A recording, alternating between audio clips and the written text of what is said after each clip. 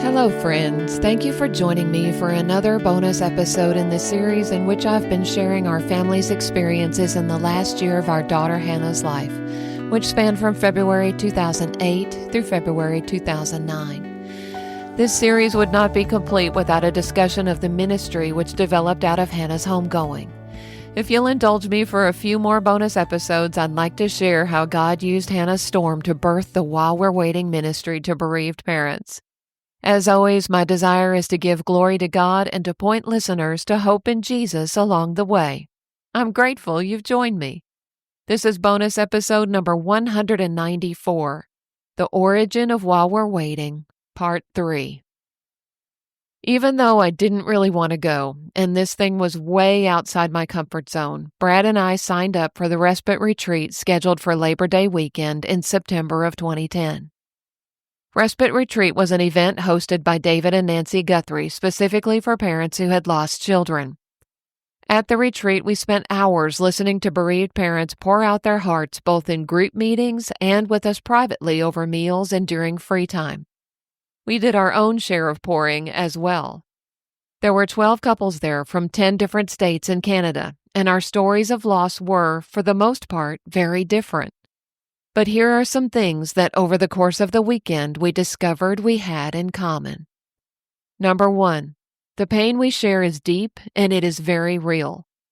There were parents there whose son lived for only 2 heartbeats after birth, and parents whose daughter lived to be an adult with a child of her own. There were parents whose child had suffered months or years of illness, and parents whose child's life was gone in one earth-shattering moment. 2 couples had lost 2 children. The pain and grief I heard and felt that weekend was immense. It didn't matter how old our children were or how we had lost them. The pain was deep and it was real. Number 2, most of us who were there had come to terms with God's sovereignty in taking our children to heaven sooner than we would have liked. But as one dad put it, we reserved the right to protest. While we all agreed that our faith has gotten us through our experiences, nearly all of us had had some real spiritual struggles. Number 3, all of us had struggled with feeling different or out of place in the world. Our thoughts are different, our outlook is different, and our conversation is different. One mom said, "Everyone around us is talking about kindergarten, and we want to talk about calculus." I agreed with her. Who has time for small talk and chit-chat when there are issues of such great importance to discuss? I think that's one reason we enjoyed visiting with these other parents so much. We spent all our time talking about issues and experiences we felt so passionately about. Number 4, all of us had struggled with getting back into real life after the death of our children. People usually don't know what to say to us or if they should say anything at all. And we're no help. Sometimes we want them to talk to us, and sometimes we don't. One couple said that they felt like they carried death with them everywhere they went, and it had deeply affected their relationships with others. Oddly enough, the place we all agreed was the most difficult to go back to was church. I think part of that is just the emotion inherent in attending a worship service, but I suspect some of it may be that we seem to feel it necessary to keep up a front in church, so that others will think we are just as perfect inside as we appear to be on the outside. Number 5, we had all experienced some degree of memory loss or brain fog related to our child's death in the time that's passed since then. I had thought it was just me, or the fact that I was getting older, but I realized that that was not the case. Maybe it's because our thoughts had become so consumed with calculus all the time.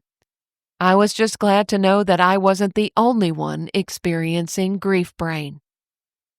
Number 6, all of the moms felt like they had aged rapidly since the death of their child. We all described the experience of looking in the mirror and wondering what had happened to us. And not just in appearance, it seemed that that extra weight of grief had taken a toll on our bodies as well. Number 7, all of us had a strong desire that our children not be forgotten. Every one of us, in different ways, had sought ways to memorialize our children. I had never thought this would be a big deal for us. We truly believe Hannah's storm was more about God than it ever was about Hannah. But as time went by, I did find myself wanting to make sure that Hannah's life was not forgotten. Number 8. Finally, we all agreed that we could never survive these experiences without our faith in God. I often heard people at that retreat wondering aloud how people got through things like this without Him. I had said that many, many times myself. And as difficult emotionally as the retreat was, we all left there uplifted because we knew we would be seeing our children again. Best of all, we left knowing that the time we've spent without them here will be redeemed in heaven someday. Every minute will be made up for. And that was a cause to rejoice. This retreat was an incredibly valuable and healing experience for Brad and I.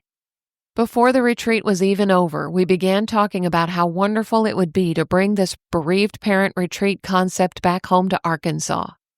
We felt strongly impressed by God that this was something He may be calling us to do. We had no idea what that first step might be, but we were prepared to take it.